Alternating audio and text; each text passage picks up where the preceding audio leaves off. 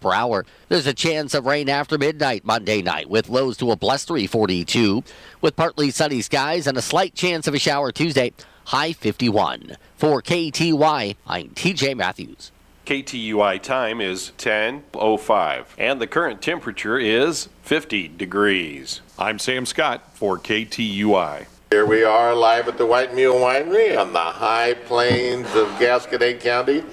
A little hazy, bluer sky today, but 50 degrees. That is a kind of a drop of, I think at the peak yesterday it was 80 with winds here at the White Mule, and it's kind of like August, but at least we're moderating a little bit on the temperature, and that's good news for this time of the year, especially since deer season is upon its way, and it's all good, and we'll just take it as it comes. Good to have you along here this morning on KTUI 1560 AM, 94.1 FM, or possibly you're watching on Facebook Live. If that's the case, good for you to be along here this 50 degree August the 9th. Is that right? November the 9th. I was going to do Charlie's observations, but I'm not sure that I will this morning if I'm not sure what month it is. I'll take August 9th. We'll go backwards.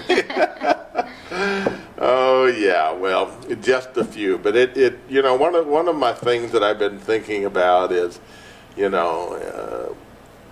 about our weather pattern, and I'm not sure exactly what it is. I mean, I'm not smart enough to say that it's in fact climate change, although pretty obvious that something is going on to me. And I don't know that everybody understands the repercussions and the bigger picture of what it is in the rural areas and what this is going to mean. I don't know the reasons why, but I know that it's impactful.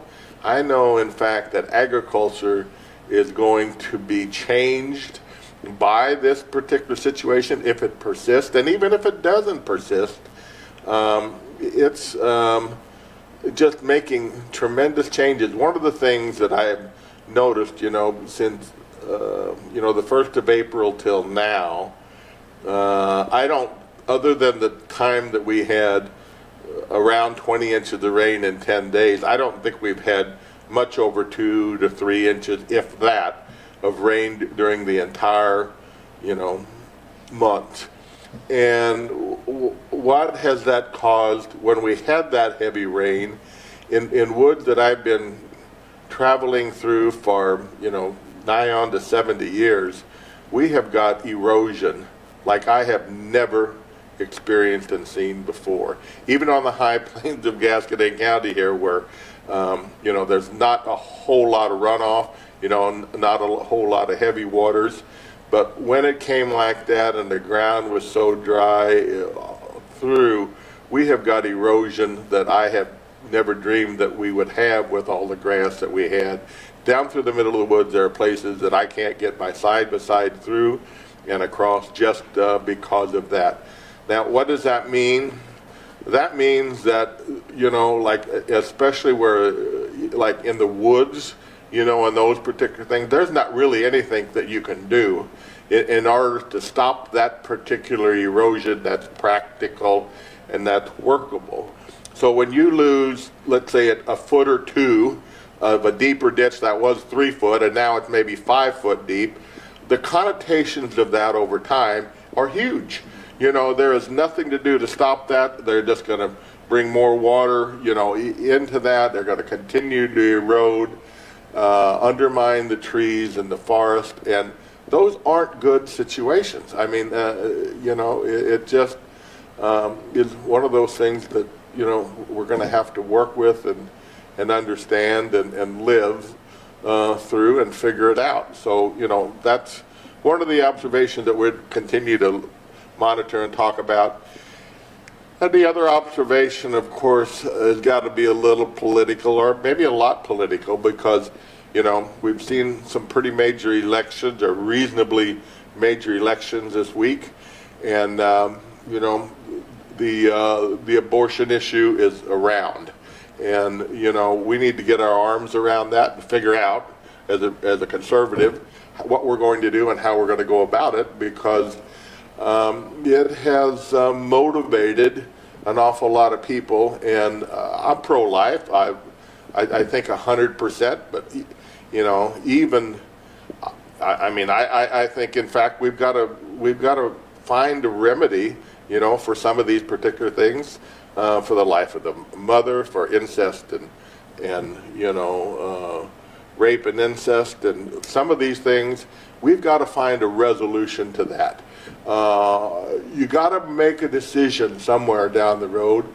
Fundamentalist, you know, ultra conservative. You've got to weigh all of the parameters here and figure out what our agenda is and what we are absolutely willing to lose and gain, you know what I'm saying, it across the parameter. And it's hard to reason with some of these far right. You can't, you know, you just can't nobody can seem to get it done. And the longer term connotation, folks, is not very pleasant, you know. I mean, so anyway, that's my observation for today, and let's get on to something much dearer and nearer to us at this junction. We have one of Gasconade County's finest with us again today. You know, Jason Eichelman. Pardon me? I said, I think you like that. Well, you know, he's a I mean, there's several of us Gasconade County finest, you know what I'm saying? So we all wear that hat. Even though you grew up in the, I'm not going to say what Pinky Deppy said about Pershing, but, you know, he used to call it the armpit of Gasconade County. But, you know, I don't agree with that. No, I wouldn't either. At all, because it's a wonderful, pleasant place, but it is hard to get there from here. It is, yeah. You know, but we know how to get there. Oh, yeah. You know. Jason, it's always a pleasure. Good to be back. Thank you for what you do. And, you know, I'm going to have to speak to my daughter, because there's not a whole lot of times that deer hunters invite, you know, conservation and That is true. game wardens at the week of deer season. Yeah. You know what I'm saying? I mean, For some reason, we the only place that invites you to come and see I think us. so.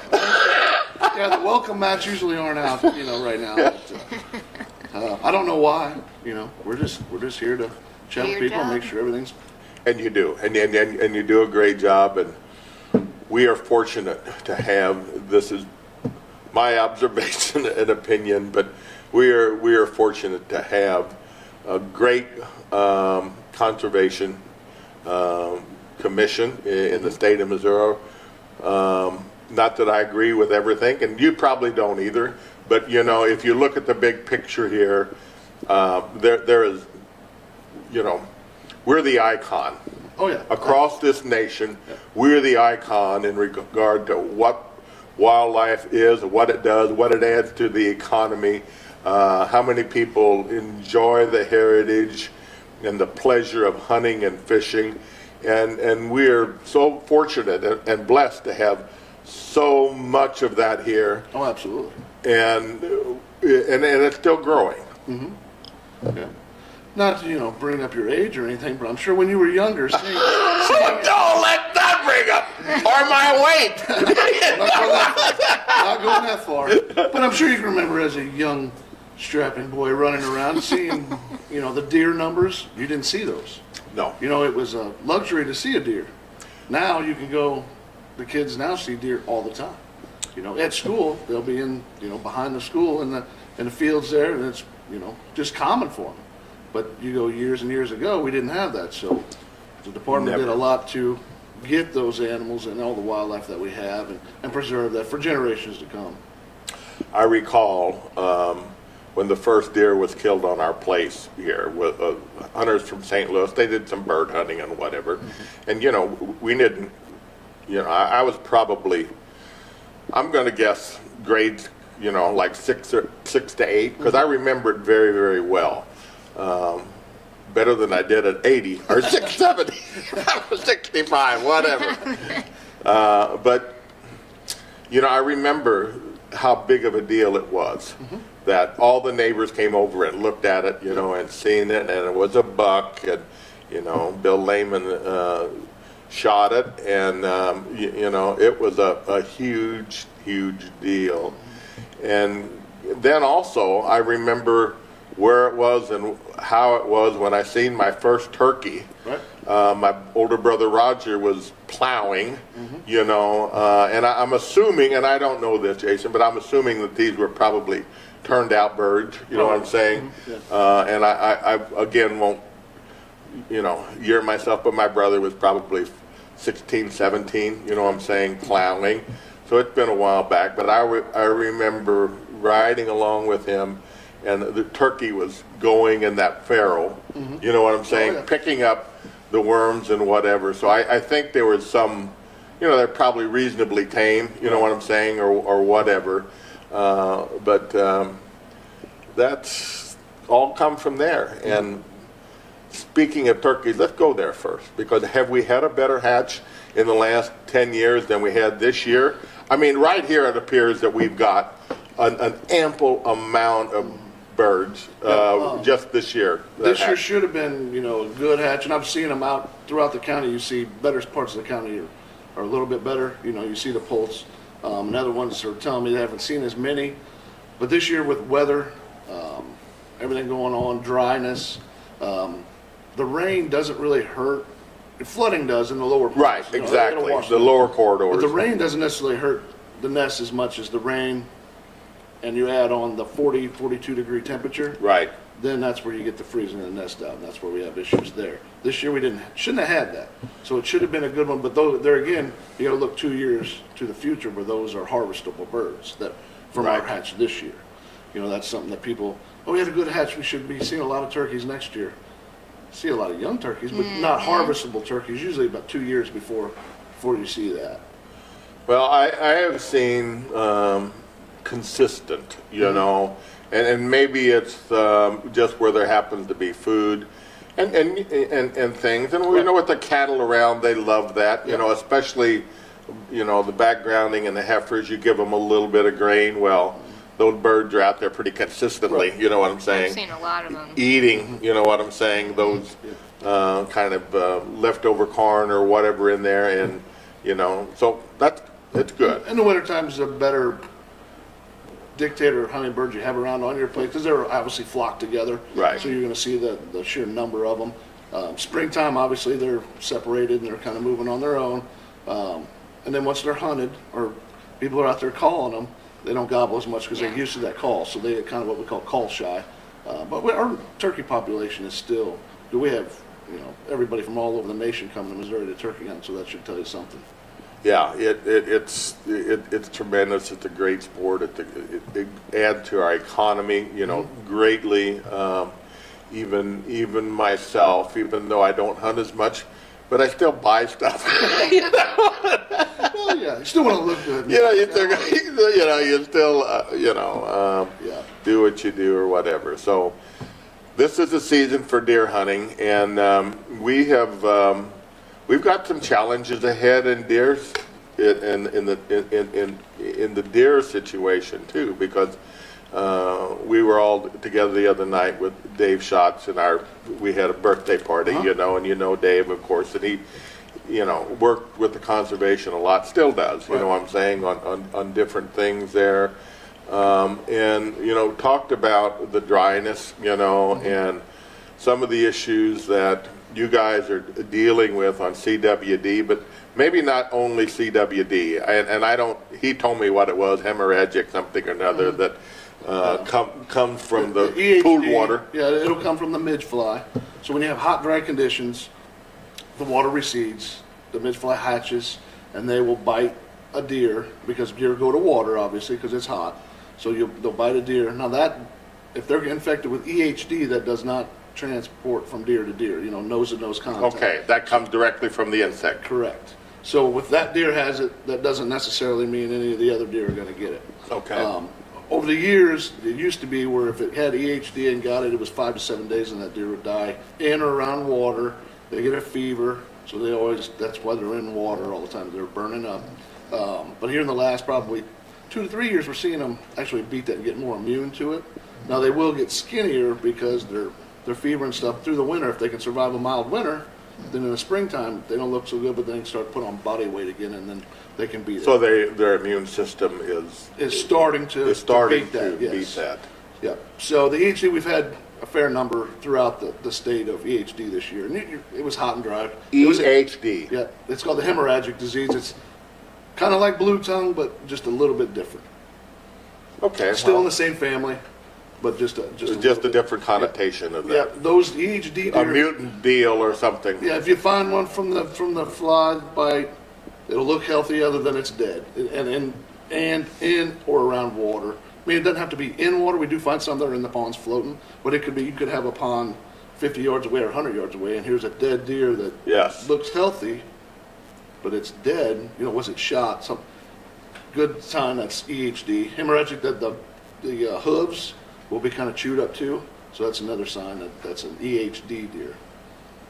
Okay, so and I've just now this last 2 or 3 weeks, I've heard people coming in here, you know what I'm saying, and talking about dead deer and bucks. You know, I've heard. I'm sure it affects everything. You know what I'm saying, but you know about people in our particular region here that seen 1 or 2. You know what I'm saying, or maybe. One family said they seen 3 dead bucks. Yeah. You know what I'm saying? Higher concentrated of deer in those areas, all around water, and you know that's the key. Where I mean, water is the issue. Right. On our high plains here, there is nothing. I don't think I can take you to a pool of water. You know what I'm saying? In a creek, you know, or in a runoff area that I know of. You know, anywhere on our property. I stay off the neighbor's property sometimes. Good idea. You know, Right. but it's just not there. And I have noticed, you know, we got cattle waters out everywhere. Yep. They normally don't use them, but they're they using will, them. yeah. They're using them now. Yeah. There's absolutely no doubt about it. You can see, even though it's hard to track a deer as dry as it is. Oh, it is. And you know, the thing about it, it's a wild animal. They have to adapt to Mother Nature, whatever that brings. Is it a harsh winter, so they've got to get their food source. They'll feel that, they'll know that, so they'll load up on food a little bit more when it's there, knowing that the wintertime is coming and it's going to be a harsher winter. But the EHD thing, it's not as bad. 2012 was a bad year for it throughout the state. But this year we have it every year.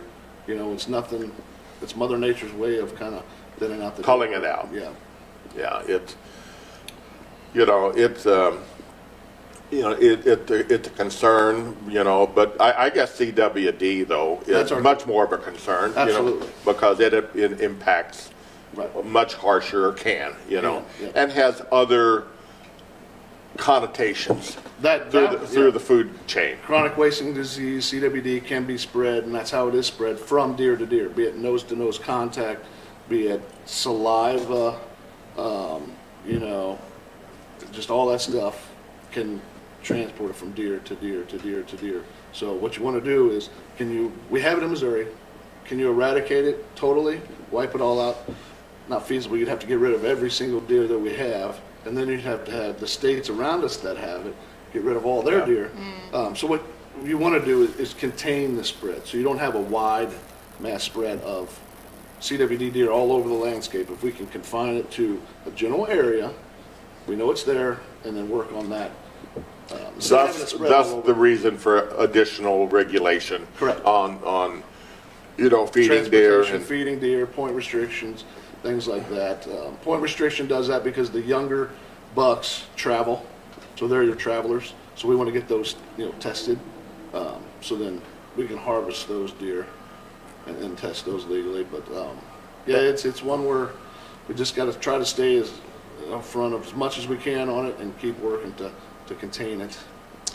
you know, and that's one of the things that I can always tell here when rut season is on, because I'm going to say migratory, or you know what I'm saying, bucks that move. And I don't know that that's a, you say it's younger, and I'm sure that it absolutely is, but there's some pretty massive bucks move a long daggum way to cover. Yeah, when the rut's on, that's a whole different ballgame. Yeah, that's exactly what I'm saying. But you know, we've got miles and miles of electric fence. A lot of those are just single wires or whatever, you know. But you can bet, you know, when rut is on, you need to run the fences because they're gonna hit them. They don't know. Local deer know that. Yeah. You know, local bucks know that or whatever. But you know, But there again, when they are in rut, full on rut and tracking that doe, it don't make no difference. You know, they kind of forget about everything. And they go to doe, right? Yeah. So you know, how long does it use? How long? I knew you were going to get into the scientific part of it. Estrus, how long? I don't even want to give you. I would be wrong. You don't know women deer that way. I would be wrong on that part of it. But you know, the bottom line of it is, you know, they travel. Yes, they do. Yeah. And they want. And they're not going to stop on county lines because Franklin County is a CWD positive county. Now we are from last deer season. We've had one positive case in Gasconade County. You know, they're not going to stop at the county line, so we have to be more vigilant of that. And we have head drop freezers in the county. We have 2 locations where if you harvest a deer now. Is one of them here? One of them is at the Dutch Mill. Behind the Dutch Mill, there's a freezer back there, and it's self-explanatory. You fill out the card. You put kind of on the map. There's maps there of where it was killed, just so we have an idea where it was killed. Put it in the freezer, and then we take it from there. And there's another one at MFA in Herman. Okay. There's our 2. So throughout the season, you can do that. Now we do have mandatory CWD sampling for all firearm hunters. Opening weekend of deer season, the 11th and 12th. So the Saturday, Sunday, it's mandatory. Every deer harvested in Gasconade County goes to the CWD mandatory sampling station. And that is at the park in Owensville, the MoDOT shed here in Drake, and then at the middle school in Herman. Okay, something that I was not that aware of, you know, to be honest, because, you know, I'm sure the boys are, because they keep up more, and it's been a while since I've taken a deer. I hate to say that, you know. And it's just, like I said, opening weekend, the 11th, Saturday and Sunday. Yeah. And the reason for that is the manpower to run. We're doing 39 counties throughout the state doing that. Manpower, we can't do it all season, obviously, but they're generally the. But you can track very well at doing what you're doing. Absolutely, the opening weekend is the main 2 days of harvest throughout the 11-day, you know, deer season. So we'll get. You got a good percentage, yes. 25,000 statewide, statewide. You got it. You know, you got it. There's, so you know, it's better than political polling. Maybe more accurate. Well, yeah, you know. But that is mandatory for opening weekend, so everybody knows that. So doe or buck, you know what I'm saying, year. Makes no difference. You need to get it too. So if you harvest, another good reason why I probably won't harvest anything on Sunday. No, I'm just whatever. But you. And we'll have DC staff there too when you drop it off. If you have a question about CWD, I'm sure they'll be able to answer some of those questions. But it doesn't matter if you kill 3 deer this week. This weekend, all 3 deer, every deer that harvested has to go to one of those mandatory sampling stations. Well, very good. We need to continue to monitor the science and see what it is to, you know, do everything that we possibly can do to maintain a big part of our heritage, our culture, you know, our economy, you know. Oh, absolutely. I mean, I don't know what it is, but I'll guarantee you starting today, you know, the number of campers, the number of ATVs, you know, and the number of pickup trucks that go by here, it's just incomprehensible. Yeah, absolutely. I mean, and a lot of those are $250,000 running down the road. You know what I'm saying? Absolutely. And Friday being, you know, the Observe Veterans Day, you'll have even more coming through. What is Gasconade County? 19,000 people, roughly. Yeah. So starting Saturday, we'll have, if we're normally 18,000 people, we'll probably be anywhere to 23, 24, 25,000 people. in the county. So Yep. that does help generate economy for the county, each county, obviously, that the hunters go to, because, they need supplies, they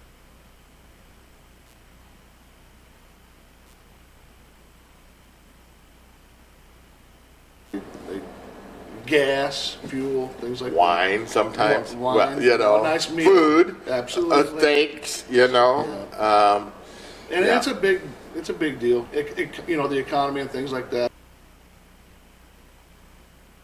You're never going to lose that tradition of the deer camp. it's enjoyable. It's part of who we are. We're going to change things up here just a little bit, and because Charlie's got to go. And by the way, the reason Grace isn't here is that she's got a new little baby at home. She does. And, Millie Johanna is German. Millie Johanna Jett, okay, arrived Tuesday. Yep. And she weighed 7 pounds and 11 ounces, and she was 21 and a half inches long, and probably the beautifulest baby that I've seen this week. This week. Tread You see lightly. a lot Well, of you babies? gotta, what I'm saying, because we got another one coming. We've had a lot, but I do know this, that Grandpa's her favorite. I just, that's what I teach all of my grandkids is that, absolutely. Grandpa's your favorite. Yeah. Spoil them and then give them back. Exactly. Grandpa's your favorite. So everybody's doing fine. They're home, and we're blessed and fortunate. And golly, check it out on Facebook, because I know that she's there, even though I don't frequent it She very did. often. Yep, she did post it. But and Sawyer is just ecstatic at this juncture. Of course, there'll be some tensions, as they grow up just a little bit. But I know there's been a lot of prayers and for us, and I appreciate that. And it is a joy. It's the best thing that happened. Yeah. So, Charlie, why don't you fill us in here on KTUI 1560 AM, 94.1 FM, or Facebook Live, and tell us what else is going on this weekend so you can do what you need to do. I gotta go pick up my kid. You need to pick up your From kid from school. school, and it's a good place for her to be, and Yes. so November 10th from 4 to 9, like we talked about last week, is that ladies' night out in Rosebud. Like I said, it's from 4 to 9. that'd be tomorrow. Yep. Doe season, let's call it. Yeah, basically. Because that's Right. you know, Catchy. yeah.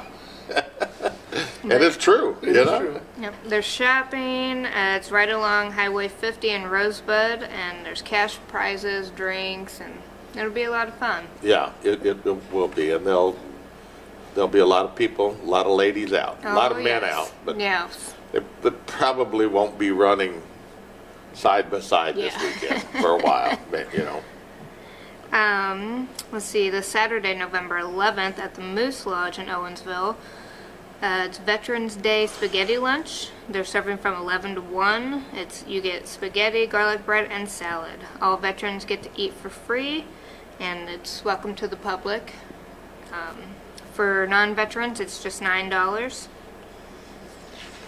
So that's at the Moose Lodge, and a shout out to our veterans, and we'll get somebody here soon and talk about the veterans, but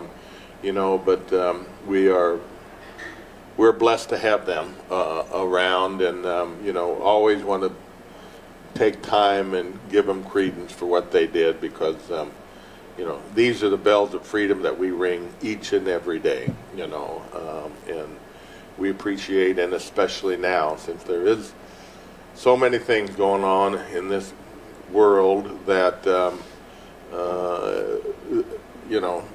that they're protecting us from each and every day. We just don't understand it. We don't know it. We don't see it all. But there's an awful lot in harm's way right now, and we'll keep them in our thoughts. And appreciate them. Yes. Thanksgiving Day, there's a community Thanksgiving dinner. It's free, so if you don't have anything to do or want to go grab something to eat, it's from 11:30 to 1 at the Baptist Church in Owensville, the First Baptist Church in Owensville. Okay. I think we probably will be Thanksgiving at home. Yeah. You know, and that's wonderful. But it is a wonderful thing that they do there. But it's great. It's For good those like, that aren't blessed with the workers. family, you know what I'm saying, and there's a lot of people just show up for the fellowship and doing whatever, and that's all excellent. Yes. We don't have enough car seats right now to get them No. all there, so No. And then here at the White Mule this weekend, Friday, we have our steaks. We got beef kebabs, country fried steak, grilled shrimp. And then I think this weekend our special is Italian cheesy chicken. That's from 5 to 8:30. And then Saturday we have pizza, burgers, and wings all day. And then at 5 to 8:30 we add in our steaks and grilled shrimp. And Sunday is all-you-can-eat fried chicken or roast beef from 11 to 3:30. We're not going to be feeding deer this week. No, No. no. I don't guess we can really do that, and No. we don't do that. But, what is the situation on that? I mean, can you get a special permit to serve deer in a restaurant or anything, or do you? No, Yeah. I mean, not that we're going to do that, but, okay. All right. that would cost you. Never knew that. No, what? I don't, huh? I No. never even thought about that. Well, I don't know exactly how they do it. I guess pen raised deer, maybe. I don't know. You can't buy wild deer meat, but Okay. yeah, you All right. can't sell it. Okay. So yeah, you wouldn't be able to do that. Okay. So there you go. You're up to date on what's going on this weekend. Get out, enjoy this weekend. And Charlie, good to have you here. And I know you have to run, and we'll just finish this Yeah. without you. Okay. It won't be the same. Yeah. Brett, has he got his deer mounted yet, or No, working on not it? yet. What did that hog score? I think it was a 164. Wow. Yeah. Pretty nice. Might have to Very check on nice. Yeah. Yeah. Go ahead. We got it. Good deal. Yeah. No. A big He was holler deer. very happy. Really? Okay. Yeah. You know where that is. Oh, yeah. Yeah. Yeah, it's notorious. Yeah. Gangsters. Yeah. All right, thank you. Thank you. So,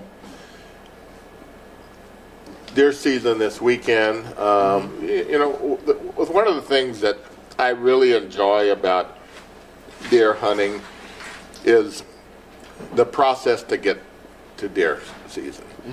Just going out and checking signs, seeing what new habits that they're doing, and seeing where the signs are.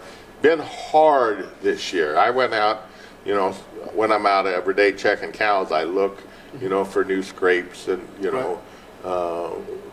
where they have been. When it's this dry, Jason, it's hard to read the sign. You know what I'm saying? And I don't know that there's as many sign out there. Maybe there is, but I just don't see them. Yeah. I've had some people tell me they've been seeing a little bit, not as much as usual now. Is that because of the weather being so hot? And then we're changing, a 20-degree difference. Is that going to Help. start peaking that and making that, start up a little bit more? Possibly. But the sign is there, the ground is hard. That it takes them a little bit more to do a ground scrape now, obviously. But they'll still do it because that is that's their way. Yeah, well, I mean, I know that they do, but I don't, just with the dry weather, okay, and just with the dust that are there's got to be an impact on their senses to some degree also. They will, and they'll change their patterns. Yeah. They won't go. They're going to stay around water. Absolutely. If your water's dried up, but 2 farms over, they have a nice lake on it or something that has water. Yeah, they're going to be over there. Yeah. for a while. Same thing with anybody who puts food plots in or has crops or things like that. That keeps the deer there. And if you have food, water, shelter, the 3 things they need to survive, if you have all 3, then they shouldn't be leaving, your place. Now, granted, Yeah, of course, 20 there acres still is a will little do. different than 200 acres. Right. But, you need those 3 elements to have a thriving deer pop or any kind of wildlife population. But, just, the dryness and how things react to that, I can tell the dust, it got to impact the senses. There's no question in my mind that it does. And I don't know, as hot as it is, the scent, you know what I'm saying, that they, the does leave down, and well, the bucks too, but, They will do that, and the does will eat acorns right now, so they can lay there all day long. Yeah. Because they're just leaning over, grabbing, eating some acorns when they want one. And if the bucks are starting to get locked down with does, well, what is the buck going to do? He's going to lay right there with the doe and eat Sure. acorns. Wherever she goes, he goes, type of deal. So, they're doing that all day, and then it may come out when it's cooler. They're going to come out and go at night, maybe into the food plots if they need to. They know where those food sources are. Food plots and crops, they know that when they're getting harvested, they're all on their mental clock.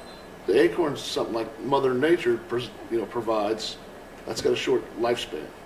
Right. So once it starts freezing and those acorns go bad, guess what? They don't have those anymore. So they'll eat those first. So they're going to work on those. So I've always had hunters say, well, they're not in my food plot yet when we have, bumper crops of acorns.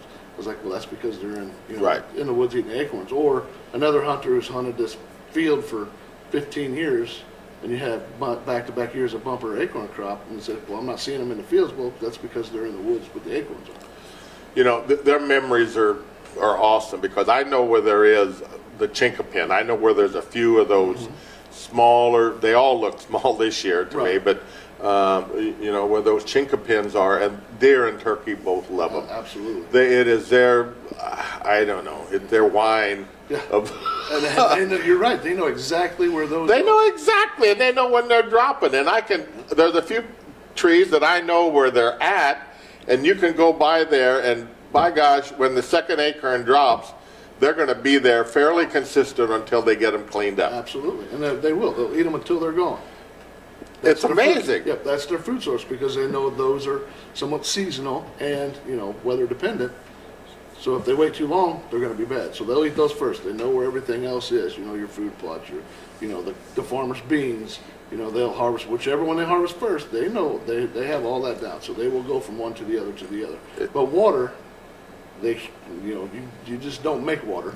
So those have to be there for them to stay in that spot. Deer and chinkapin acorns are kind of like me and peanuts. I just, as long as they're there, I'm gonna crack them and eat them. That just, kind of the is. morel mushroom. Oh, well, yeah. Well, you would know where they're all at, I got a and pretty good idea. And that's one where, just like us in mushrooms, for instance. Yeah. If you know where they are every year, right? my brother knows. He never tells me. I But can't. wildlife will do the same thing. Yeah, Hey, there's yeah, where they are. exactly. Let's go there and get those. So Yeah, that's that's their backyard.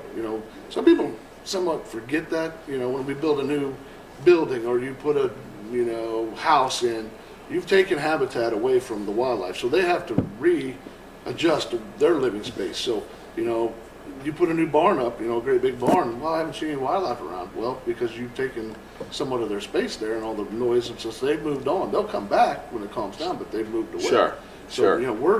we're in their backyard. They're not in our backyard. That's very true. And the footprint of us continues to expand. Absolutely. And not that we don't do great things for them, because we do. All the food plots that we put out as humans, the lakes that we build, those are all sanctuaries. Right. You know what I'm saying? Oh, It yeah. can be and will be serving them long term.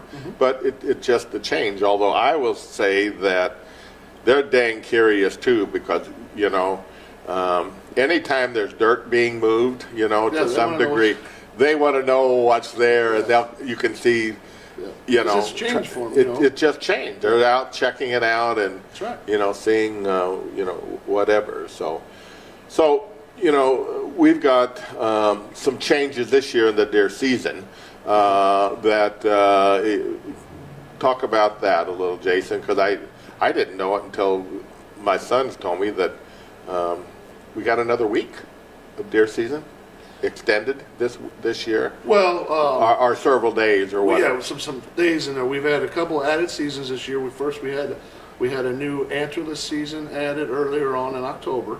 So that's went through. I think we killed roughly in the state a little over 16,000 deer for the new antlerless portion. We went through the And that's just getting ready some does. Correct. You know what I'm saying? Yeah, That instead of doing it late where people are saving their antlerless permits during the season for a buck, which is totally understandable. I can get it to an extent. But you get 4 antlerless permits this year in Gasconade County. So instead Wow. of 2, which was last year, so now we're up to 4. So I suggest if you see the doe and you want to harvest the doe, obviously you have the permits, your intentions is to shoot a doe, shoot that doe. The later antlerless season, we were finding people would either, something would come up, you know, I'll just save my tags for the antlerless season. Something came up, you know, they had, you know, the honeydew list or the kids and different sports or things like that. They just didn't have the opportunity, the chance to go hunting in the antlerless season, so they weren't harvesting them. So they figured, let's put it earlier in October, and maybe that way you can take care of your does there, and now you can concentrate on your Bucks. antler deer. or whatever. Right. So we have that, and then the youth season was last weekend. They killed roughly, you know, 11,000 deer in the state for the youth. Is that pretty normal? It was or? about 2,000 less than last year, but our weather was terrible. Yeah. You know, especially, it was cold, windy. Yeah. So that wasn't ideal. So now we'll have our regular firearm season starts Saturday, Right. the 11th. It goes through till the 21st, I believe it would be on a Tuesday. That's Okay. correct. I think I can look that date up. And then well- we have our new season of the CWD, is what we're calling it, the CWD portion, which is new this year. So So that would be like in Franklin County it would be here in Gasconade County. and Gasconade County too. Yep. So does that extend then the regular season? I mean, Woody was kind of So the regular season ends on Tuesday. the 21st, which would be the Tuesday. So if you're in Gasconade County, you're hunting in Gasconade County, Montgomery County's in Right. it now, Franklin County, let's see here, Crawford is in it. So it's a new season, CWD season, where that'll go from November 22nd, which is that Wednesday, go through Thanksgiving weekend. And That's end on what he was Sunday. talking about, and that must be Franklin County Too. also Yes, yes. because well, See, he there's- wouldn't know. They're a CWD zone as Right, well. exactly. So So any of the CWD zones are going to be, more than likely, are going to be in that new season. So if you didn't harvest, and that's for whatever permit you have left. So okay, if you didn't kill your buck during the regular season and you hunt in Gasconade County or Franklin County, one of the CWD portion open counties, you can still harvest your any deer then. And that season will coincide with the second youth deer season, which starts on that Friday after Thanksgiving. so these Friday, Saturday, Sunday. you know these liberalized, you know what I'm saying, hunting season and you know very different weaponry to use. My goodness, that just adds to so many people's pleasure, enjoyment to get out and spend more time there, and appreciate nature, and it's really pretty awesome. Other than I remember the time when you had Friday, Saturday, and Sunday. Yeah. That was all you had. Right. Deer season. Get it done. Yeah. You get it well, and there weren't nothing to Well, get deer, done. yeah, You know exactly. what I'm saying? Yeah. So the department's trying to get the opportunity out there. There's plenty of opportunities with all of our firearm seasons combined. That I didn't even put the second antlerless season in there. Then you have the alternative season. So there should be ample opportunity. I don't see how you keep up with it, Jason. You know what I'm saying? We're trying at times, and that's all. We want people to get out and enjoy nature. Get outdoors. Get these young kids outside. Oh God, yes. I mean, it's And and we do a great job in Gasconade County doing Absolutely. that. Absolutely. I mean, some of these Our camps. kids take for granted that they can go fishing, they can go squirrel hunting. These other kids in the cities, they don't have that opportunity. No. So, that's one where we still want to get them out, because that's our future conservation, that's our future of the free world right there is the younger generations. Yeah, you know, if you can't perpetuate these ideas, you know, then there's an end to them, and none of us want to see that have experienced that in our lifestyle. Right. You know, you want to hold on to those particular things and everything that comes with that.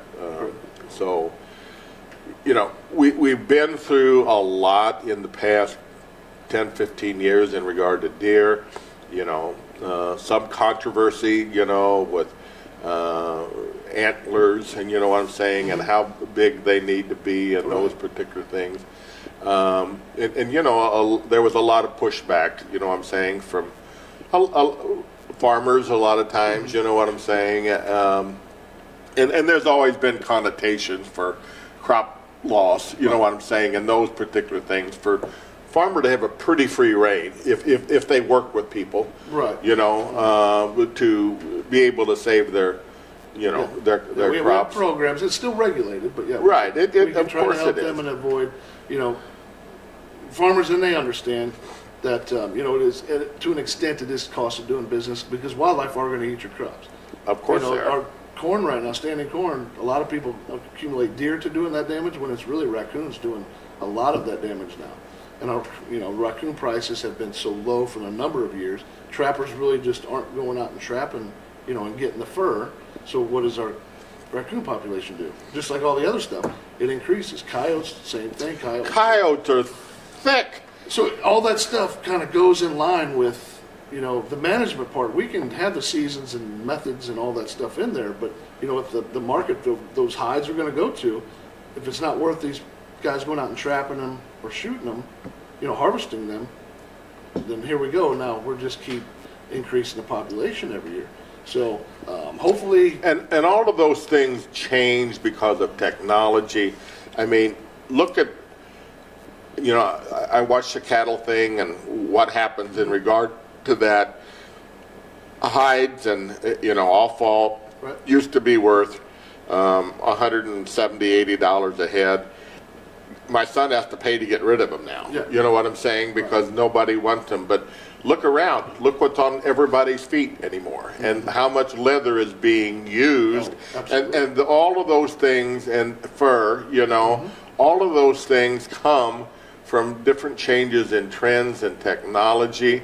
You know, and you know this Gore-Tex stuff. You know, it's pretty good stuff that you wear. You know, and pretty. You know, pretty nice and comfortable, and you know, so the furs right now they'll come back in. Yeah. You know, there'll be a change there. Absolutely. You know, in regard to that, we you know, I watched the Filson is a great story of hunter clothes and Alaska clothes, or what, you know, what they used to wear or Right. whatever, and. You know, they're on the uptrend. You know what I'm saying? And by God, they're expensive. Oh. But they're lifetime stuff. Right. You know, so these leather things that they wear and the pants and how they do this, you know, you make that investment and it's there, and those high-end things, people want them. right. And like I said, everything kind of goes in trends and goes full circle. It comes back in style and things like that. I remember otter being $130 a piece, one river otter. You know, the hide was worth that much. Now, $10, $15. Wow. It has been like that for, you know, 8 to 10 years. Yeah, so You know, raccoon, you can get $5. it When ain't used worth to the be time 47, skinning. you know, Possums are not worth, you know. No, you know, so all that kind of, you know, goes together, hand in hand. We got to somewhat regulate that population, obviously, because you don't want it to get out of hand. Because then distemper comes in, which we've had a lot of distemper the last couple of years. Yeah.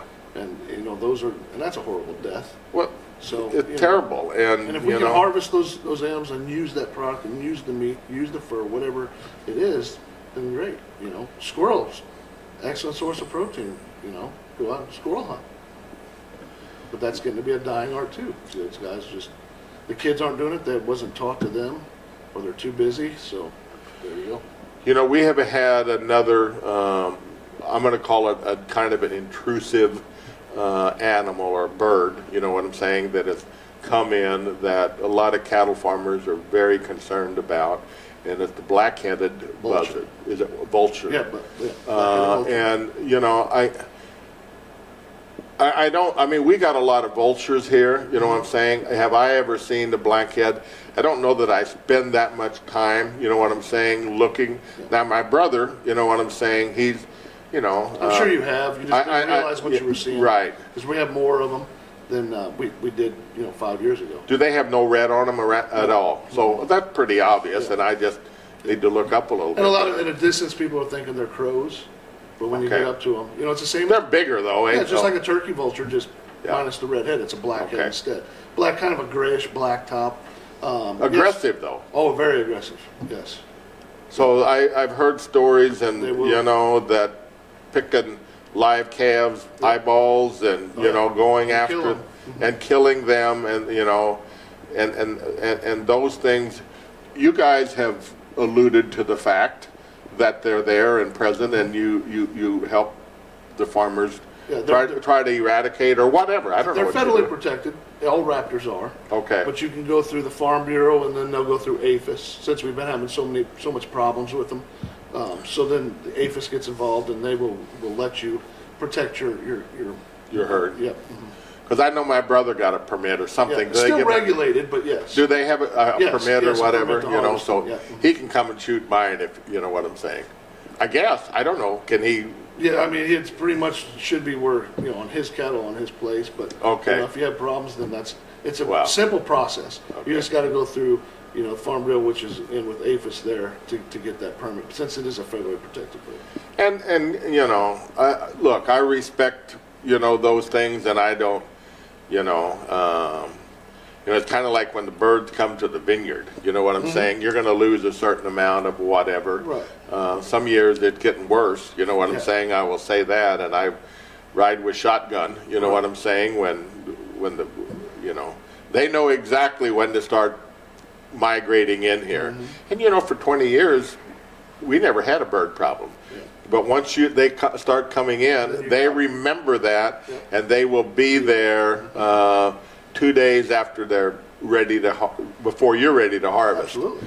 And I mean, and that's just how Mother Nature is. And they, got a better memory than I Oh, do, yeah. probably. I mean, all the animals do. Just think of the people that feed their dog or cat on their back porch.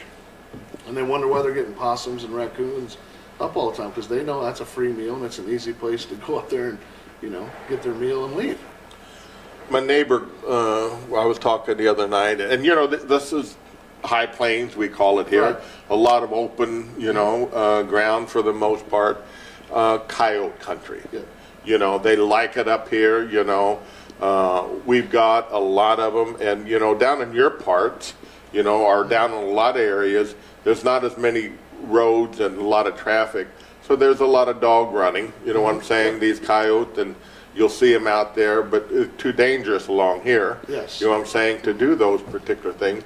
So we do have an awful lot of coyotes, and my neighbor told me the other night, he said, Charlie, they are out there, just right here, and he said, there's got to be 15 or more coyotes. I don't know, you know what I'm saying? I've never seen them. I hear them, but he said they're just thick. He said, are you calving? And I said, well, we're done for the most part. Might be a, but we are done. Yeah. We are done calving. And he said, don't that worry you? And I said, of course I'm concerned about it, but I have never experienced, coyote killing a calf that I'm aware of. You know what I'm saying? And now, will they be there? Will they eat the afterbirth? You know what I'm saying? Will they do that? Yeah. But, the herd mentality, you know what I'm saying? And cows have a certain, some of our cows are pretty aggressive. Well, yeah, they'll circle that calf. That's why generally if they're going to eat a calf, which they do, the coyotes are packed up. Yeah. So it's not just one coyote going in there, because generally the cattle will circle that calf. They will. And keep it Exactly. at bay. But now we get more of them, and they'll run in packs. That's when they start killing the calves. But it is harder up here with it's flat. Coyotes, even if you had guys running dogs to get the coyotes, Right. which is a legal practice, they're going to go run to the wood. Any kind of wood lines you have and try to hide in there. Yeah. So that's but they know where to cross them too. Oh, absolutely. These hunters, they started, when they start with the dog, they know where those. Oh, yeah. And that's a dying art too. We don't have as many as we used to. 20 years ago. Ain't many Albie Steinbecks around no more. That's one where, even nighttime. You got the Hainer boys down there though. They still hunt quite a bit too. Yeah. And we need those guys. You need guys to. Absolutely, you do. Especially if the trappers aren't getting it. Doing. Well, they're not worth nothing. Exactly. So, but you have to do that for the protection of. Jason Eichelman, I appreciate you. I appreciate what you do for us. Thanks, sir. Keep up the great work. Tell my friend, if I got any left, I think there's at Conservation, that I appreciate everything they do, and been very generous to the fourth graders here. Your fishery people, that they have, fourth grade, which is a great day here. Well, you've been here. Yep. But, dumping fish, here for them to catch. My family and all of my friends, after the fourth graders leave, pretty good hole over here. You catch quite a few over there. Pretty good hole. Thank you for what you do for us. I appreciate it. Be safe out there. Good luck to all the hunters out there. Hopefully they Thank are you. successful, and safe is the big part there. Absolutely. And thank you for being along today. We'll be talking to Jason again, soon. And next week we will be back here. And good Lord willing, have a great week. Have a good hunt.